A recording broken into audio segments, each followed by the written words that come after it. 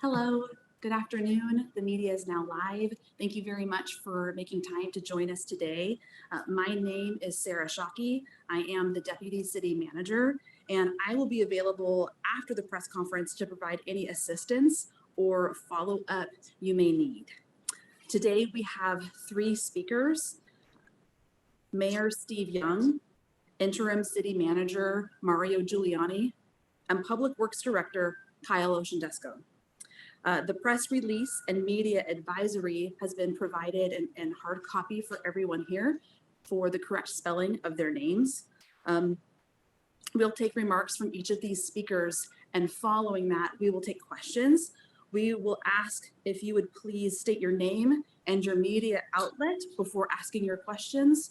And thank you very much again. So with that, I will turn it over to Mayor Steve Young.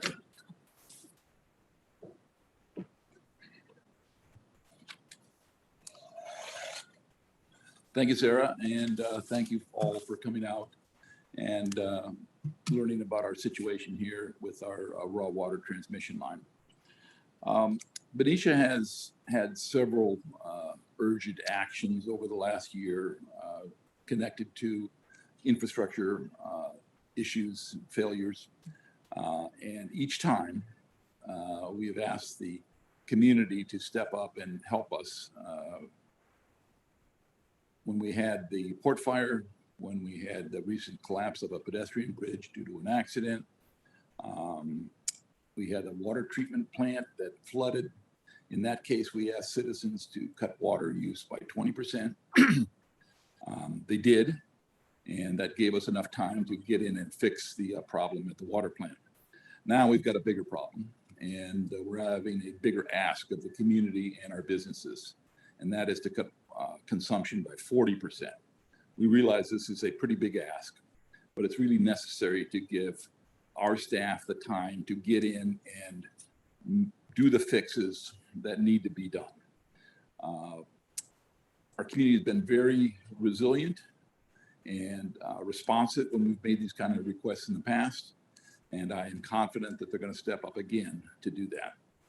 And we've got a great crew of people working on this issue. We're just beginning to figure out what's going to be required and how long it's going to take to get that done. But I've got great faith in our public works staff who are working on this thing, and we brought some other outside contractors in. We're going to get to this as quickly as we can. But this is not going to be a short or easy fix or an inexpensive fix. And so again, thanks to the businesses and the residents of the community for their willingness to help us out and take these serious conservation measures when it comes to water. And with that, I will introduce our interim city manager, Mario Giuliani. Thank you. Thank you. Thank you, Mayor. There are three key messages I want to convey to our community. First, this is a serious incident, and we are really asking for that conservation of water. That is what is most important. Do your part to conserve water. Take shorter showers. Do laundry less frequently. These are the things that you can do to help this community out. Number two, be patient. This is an incident that happened a day ago. We are still assessing the damage, and I'm sure as members of the media, you're going to have a lot of the questions we don't yet have answers to. So too for our community. Be patient. Give our staff time to get out there, assess the situation, and to develop a repair scope. Third, touching upon what the mayor said, have confidence. It was not even a year ago we had a major water line break in our treatment plant itself, and our crews and public works were able to repair that in less than a week. More importantly, our community responded. We asked for a 30% water reduction, and they did that. I'm confident that our community will respond, and we will meet the challenge that we're facing today. Now, to speak about the specific incident and the operations that are happening right now, I'm inviting our Public Works Director, Kyle Oshendesco, to speak with you. Kyle?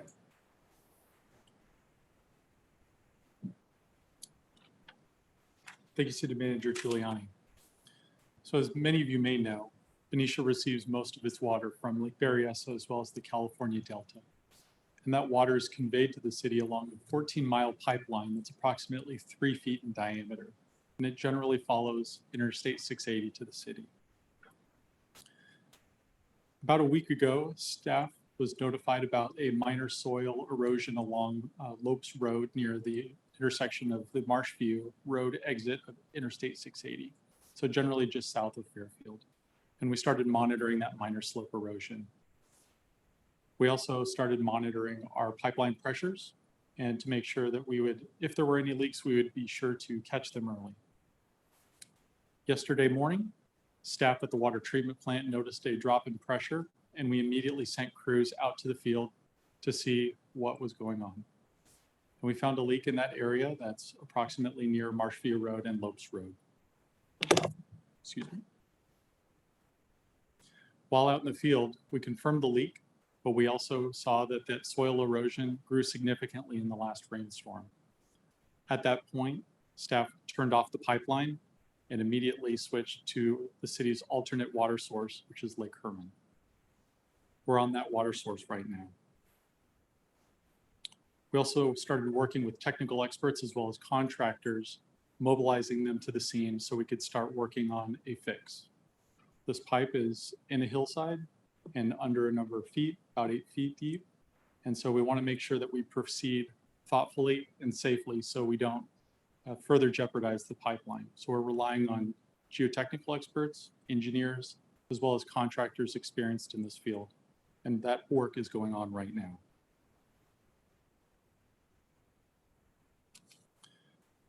As both the mayor and the city manager noted, we're asking the community for their help and patience to conserve water by 40% while we work on this work on the pipeline and get it back into service. And when we have updates on the construction as well as timelines, we will share that with the media as well as with the community. Thank you once again for your cooperation and your help to conserve water while we fix the pipeline. This time, if you have any questions, staff is available to answer them. I'll let Sarah.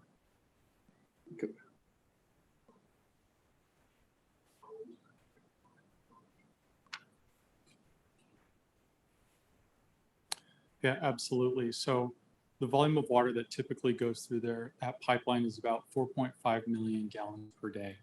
And those pipes were installed in the 1960s. 60s.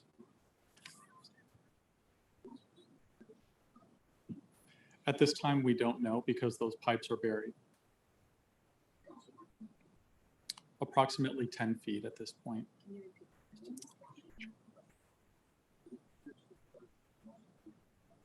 So just to recenter some of the questions. So the pipeline was installed in approximately the 1960s. The pipeline carries, when it's in normal operation, about 4.5 million gallons per day. At this point, the pipeline is about 10 feet underground. And I'm sorry, your last question, sir. Will it be rerouted or can it be fixed in place? Because many pipelines can be fixed in place, but rerouting is something that some utilities do. I appreciate the question. So our crews are trying to make that determination now. When we have more information, we will share that.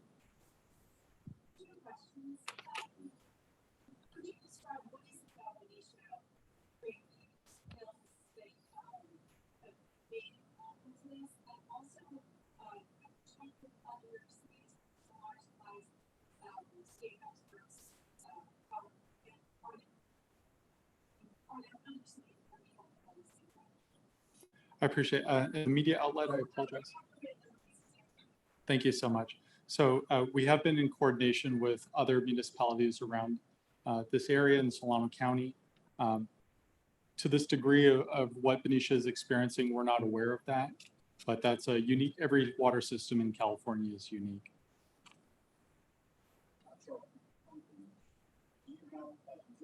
Use restriction related to drought, and does this add to that, or does the 40% include that, or is that not a thing?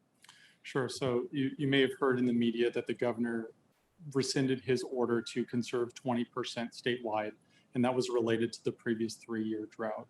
What the city is asking the community is to reduce their water use by up to 40% total. So it's not additive of what the governor had, just total water use reduced by 40 is the request. That's correct. 40 is correct.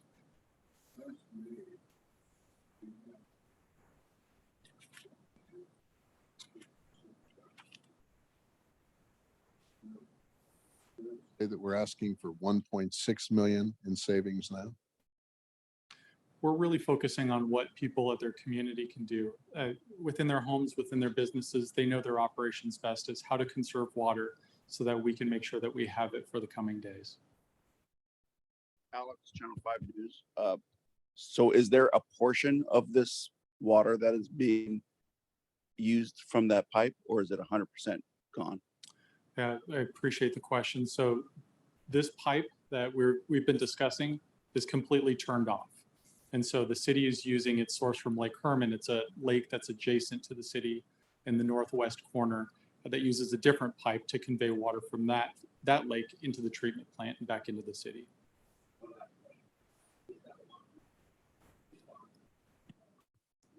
Yes, it is. Meets all standards. Oh, sorry. The question was, is the water drinkable? The water is absolutely drinkable, and it meets all of our state and federal standards. And the pipeline has been shut down that we've been discussing, and the water coming from Lake Herman does not use that pipeline that we've been discussing today. And sorry, there's a gentleman here. My question is, how often do you inspect this particular pipeline? Was it due for possibly renovations soon? Because you said it was built in the 1960s. So how often do you inspect it and maintain it? So we have a routine monitoring of all the city's infrastructure. This is monitored on a 24/7 basis at the treatment plant, actually doing inspections. It's done annually. And we do monthly and weekly surveillance of that pipeline of what we can see above ground.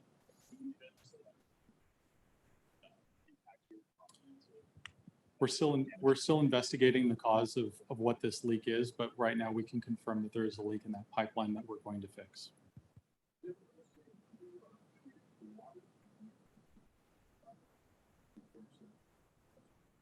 Yes, all the water in Lake Herman is treated at the city's water treatment plant to meet all state and federal standards, and then distributed to the rest of the community for their consumption.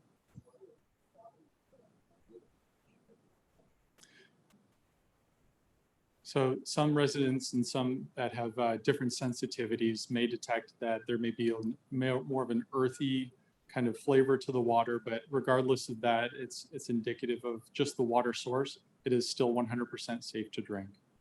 What is that taste or smell? Do you know where it comes from? And also the request for conservation, is that because you're worried about running out of Lake Herman water, or is there just a different process in the treatment? Sure. So all water that's treated has a certain amount of living things in them, and those living things need to be removed from the water treatment process. And so that earthy taste is just something that's indicative of a different water source, but still was 100% safe to drink. The converse of that, though, and really talking about the water resources, is by asking the community to have patience, as well as asking for their help on conserving by up to 40%, we can make sure that we don't run out of water.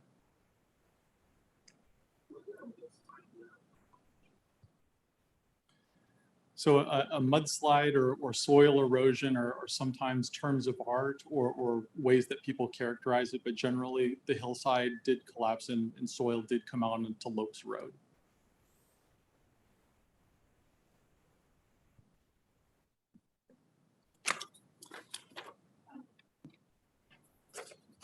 Just another question. What are the other cities in Solano County that rely on single water mains to deliver water supply or beyond Solano County? We don't have that information right now. If there are no other questions, we just want to reiterate our gratitude for you being here today. And again, I will be available for any of your follow-up logistical needs. Thank you very much.